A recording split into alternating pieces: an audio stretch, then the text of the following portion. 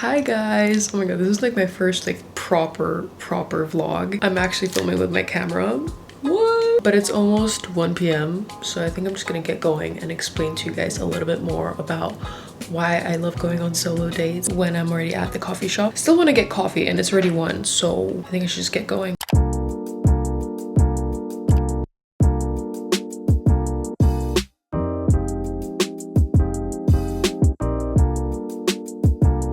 This is my first time properly vlogging in public. If you guys don't know, in China, if you're a foreigner, people would already stare at you and ask to take pictures with you. You're literally a celebrity. So me having a camera and a microphone is giving me even more stares, but we're practicing my social anxiety, okay? We're getting outside our comfort zones, growing as a human being. I am walking in this part called Nanluoguxiang, which is part of the hutongs, which is this old part of Beijing. As you can see, the architecture is quite like old Chinese. This part is actually really famous for like street food and stuff, but we're walking to the modern matcha place that apparently has the little like sheep matcha that I keep seeing all over the internet. I'm gonna see if they make it with oat milk. If they don't, I'm gonna go to a different coffee shop, but if they do, I'm probably just gonna stay there for a little bit, probably journal and read. Today is actually really hot.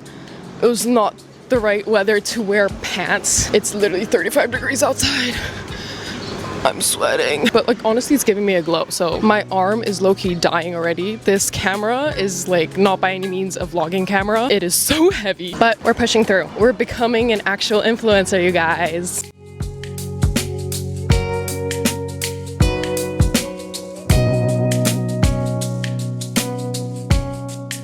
Shut the f up. Shut up. I'm vlogging solo date.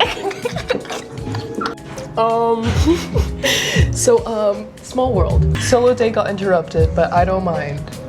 Best friends here. Yeah.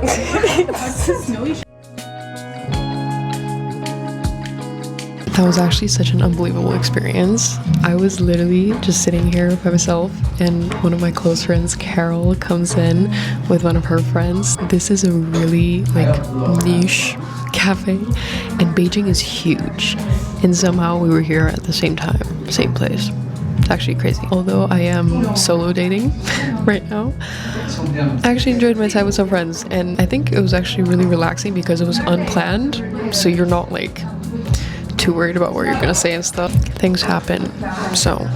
And I wasn't gonna say no to seeing friends. Like what? The matcha I had here was actually really good. Like matcha in China just doesn't miss. Going to this cafe called Stillwater. It's supposed to be really like aesthetic. I'll see if there's like a lot of people there and that will determine if I should film or not. Because I feel like filming in public is not even like about it being embarrassing or something for me. It's more about me not making other people feel uncomfortable. Because I feel like if somebody was filming and I was in the background like just doing random shit, I would feel embarrassed. I don't want to make it awkward for other people. Does that make sense? It's like the same reason why I don't really like filming in the gym. Just might make others feel more uncomfortable. My friend literally just texted me saying like what were the odds that we met each other. It was actually kind of crazy. Okay, we are doing a little 180 and turning around from that cafe because it was so crowded. We need to find these more niche places, okay? More quiet places for me to actually be able to read because I also did forget my AirPods. So we need some more silent places. That cafe was so crowded. Okay, so now we're gonna go to this place called Room. It's spelled like Rome.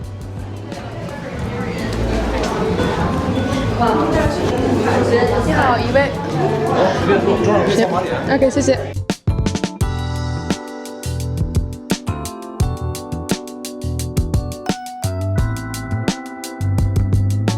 So this coffee shop actually has Wi-Fi and I have a whole list of things that I have been putting off. Literally like 2-minute things, like I need to buy a train ticket to my yoga retreat or like I need to order some things for my portfolio, but I've just been too lazy to do it at home. I think I'm just gonna do all of that now and maybe journal and read after that. So I just want to get all of these things just out of the way. So I've just been procrastinating doing them at home. Got this little freshener drink, actually really good. Oh, voiceover. Hello. I guess this will be like a mini podcast episode. I just want to talk about solo dating and my journey with it, because I feel like there's this big misconception online that it's this really pathetic and lonely thing to do, and if you do it, you're just performative because you're like, yeah, I made this big achievement, I went on a solo date. It's really not that, and it's about so much more, and it's about self-love and self-care. Technically, I started solo dating during a breakup. Ooh! But that's really not where it started. It started way before that. When I moved to Italy alone at 18, I very quickly realized that if I waited for someone to be free to do things with me, I just wouldn't do them, or do them in the really far future. So I started going on these solo dates. I just never called them that. My point here is, you do not need to be single to do these things that you've been waiting to do for so long, okay? I am not gonna sugarcoat it. When I moved to Italy, I got lonely pretty fast, which makes sense. You move to a new country alone from living with your family your whole life. You don't know many people yet, and you have this huge list of places that you've saved even before you came to that country. That's around the time I started researching about like self-love and solo dating, and all the content online, they said the same thing. Start small, read in a park first, cook for yourself, bake for yourself, and work your way up gradually to a restaurant.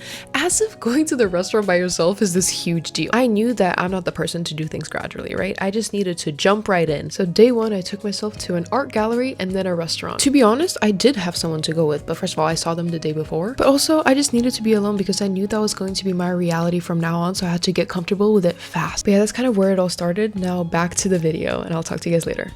That was quite a productive little like journaling and reading session. Low-key getting hungry, so I think I'm gonna go to this one Cantonese place, and then it's also like connected to this like hidden cafe, so maybe I'll go there for a little dessert. There's also so many vintage shops that I've passed, and just so many like cute clothing shops, so I think I might do a quick little shopping sesh before my late lunch / dinner. There's a few things I learned on my self-care journey, and one of them is that you do not need to go out and spend a lot of money for it to count as a solo date. Doing something at home is completely valid as well, as long as the intention is self-care. So for example, cooking a nutritious meal for yourself, running a bath, or watching a film that you've been putting off for a while. That still counts. But for me personally, a lot of the times when I do stay home, I just end up laying in bed all day because I know that my bed and my bedroom is a place that I rest, not reset. So I just need to get out of the house to be able to get in that self-care mindset. I guess what I'm saying is everyone is really different, and there's no one specific way of solo dating. It's not about the going out. It's not about the aesthetic. It's about doing something for yourself, by yourself, without waiting for someone else to show up. Over time, you'll start to know what you actually enjoy, what you'd choose if nobody was watching. And that's the point of self-care, right? You stop seeking external validation and you just do something that you will actually enjoy, which sounds very self-helpy, and I kind of hate that, but it's all really true. I am now back home because I don't know if you guys can see, it's really dark outside because it started to rain. So the rain plus at 6, most of the cafes were already closing. So I managed to go to one of my favorite cafes, the Bake Shop, and get a cinnamon roll. They're delicious. Not as good as the ones I make. My phone was dying. I used the remaining battery to call a taxi home, and it died in the car. So thank God I'm at least home. In China, without a phone, without WeChat, you're basically nothing. You're just not gonna survive. But yeah, so I'm home now with my cat. Say hi, Maurice. Okay, I should probably feed him. So just gonna heat up my little cinnamon roll and continue on my little wonderful solo day here in the comfort of my home. Just gonna watch a TV show or something if it loads. My VPN has really been struggling lately. And after that, I think I'm just gonna hit the gym. Quick little leg day. Had a pretty good day. I'm sad that it started to rain and it wasn't necessarily how I planned, but honestly, I still had a great day. Quick little haul. I literally only got 3 things, but I got these pants. Bermudas, I don't know, they're so comfortable and it feels like a skirt, and it's pure linen as well. Super great for the summer. I've been obsessed with like natural materials lately because I feel like in the summer I don't get as hot. Like every time I wear synthetic in the summer, I just end up sweating more and it just feels like my body can't breathe. Then I also got this top. It's also 100% linen and it has some like Chinese teapot style buttons all over the sides. Super cute, and this is the kind of stuff that I know I wouldn't be able to get in Europe. And I also got this little amethyst necklace, just like a little charm. I swear, I feel like I can find crystal shops anywhere, or more like they find me. The energies. Because I don't search for them, I just end up finding crystal shops everywhere I go.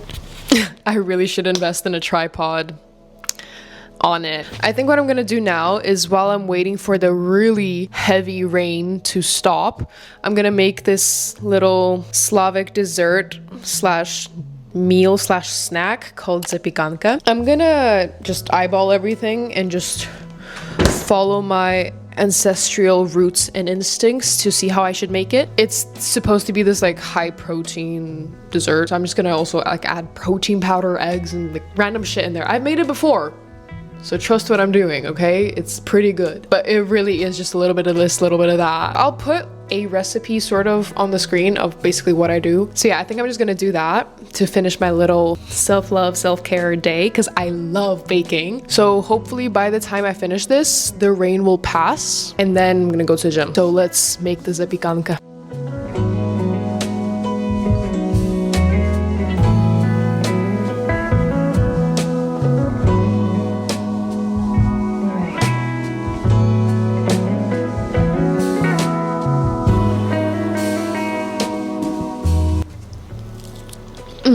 That's kind of it of my little solo date day. I think it stopped raining. I really hope that you enjoyed this video. If you did, please leave a like down below and subscribe.